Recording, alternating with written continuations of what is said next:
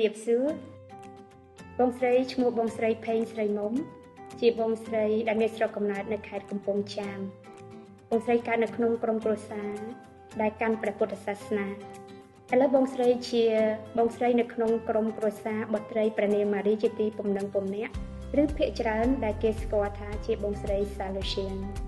បេសកកម្មនៅប្រទេសកម្ពុជាយើងគឺផ្ដល់ការអប់រំដល់យុវជនយុវនារីក្រីក្រដែលអត់មានលទ្ធភាពទៅរៀននៅសាលាខាងក្រៅ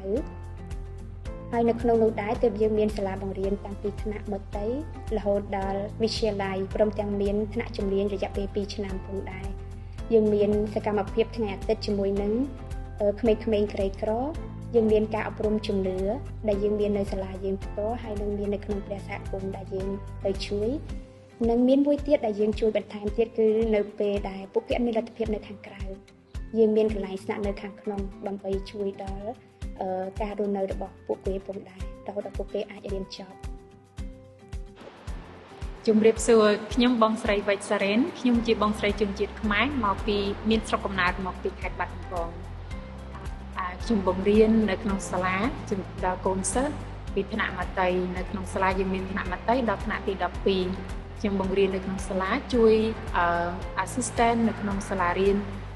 និងជួយដល់ព្រះសហគមន៍ដែរខ្ញុំជួយបង្រៀនអប់រំជំនឿនៅក្នុងព្រះវិហារជារៀងរាល់ថ្ងៃអាទិត្យ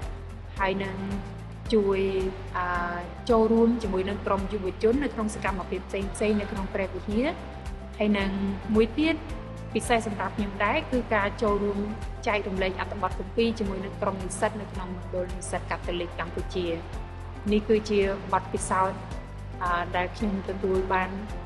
ជាការផ្លាស់ប្ដូរជំនឿនិងចំណេះដឹងនិងបទពិសោធន៍ក្នុងជីវិតជាមួយនឹងយុវជន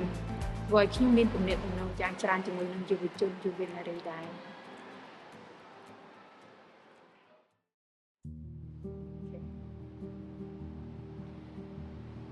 Our mission is very much for the poor and the disadvantaged. In our schools, we seek to take in students who are poor and some of them don't have opportunities to go to school. And by providing them with an education, with a good quality education, we hope that they can help their families and do something better in future. One area of our work, which I find very meaningful, is that we reach not only the lives of the young people, but their families as well. When we go on home visits, we see the realities in which they live and the problems which they face. And this helps us to assess how we can help the young people as well as their families better. And really, when we do a family ministry, that is when we can see that their lives really start to improve. នៅក្នុងបេសកកម្មដែលបងស្រីបំពេញរាល់ថ្ងៃបងស្រីសប្បាយរីករាយនៅពេលដែលបានបង្រៀនកូនសិស្សការបង្រៀនមិនមែនត្រឹមតែបង្រៀននៅក្នុងថ្នាក់ប៉ុណ្ណោះប៉ុន្តែដោយសារបងស្រីទទួលខុសត្រូវជាមួយកូនសិស្សស្នាក់ក្នុងសាលាដូច្នេះបងស្រីសប្បាយនៅពេលដែលគេចែករំលែកអំពីបទពិសោធន៍នៅក្នុងជីវិតរបស់គេហើយបងស្រីមានឱកាសស្ដាប់ពួកគេចែករំលែកទៅវិញអ្វីដែលបងស្រីបានដឹងហើយជួយពួកគេហើយអ្វីដែលសំខាន់នោះគឺបងស្រីសប្បាយរីករាយមែនទែននៅពេលដែលឃើញគេរស់នៅមានអនាគតល្អចូលទៅក្នុងសង្គមហើយស្រឡាញ់ព្រះជាម្ចាស់និងដឹងថាព្រះជាម្ចាស់ស្រឡាញ់ពួកគេយ៉ាងខ្លាំងអ្វីដែលសំខាន់ដែលធ្វើឲ្យខ្ញុំបន្តជីវិតជាអ្នកបួសនៅក្នុងជីវិតរបស់ខ្ញុំគឺទី1ការអធិដ្ឋានគឺជាទំនាក់ទំនងល្អរវាងខ្ញុំជាមួយនឹងព្រះជាម្ចាស់ទី2គឺជាជីវិតដែលរស់នៅក្នុងសហគមន៍ជាមួយនឹងបងស្រីយើងប្រៀបដូចជាក្រុមគ្រួសារនិងចែករំលែកនិងលើកទឹកចិត្តគ្នាទៅវិញទៅមកដូចជាគ្រួសារតែមួយនិងទី3ជាពិសេសជាងនោះទៅទៀតគឺទំនាក់ទំនងហើយនឹងការងាររបស់ខ្ញុំជាមួយនឹងយុវជនយុវនារីជាពិសេសរាល់ពេលដែលខ្ញុំបានឃើញភាពរីករាយនិងអ្វីដែលជាភាពរីកចម្រើនរបស់យុវជនយុវនារីដែលខ្ញុំបានជួយនេះគឺជាទឹកចិត្ត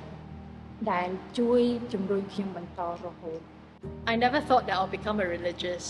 I was already working for almost 10 years before I became a sister.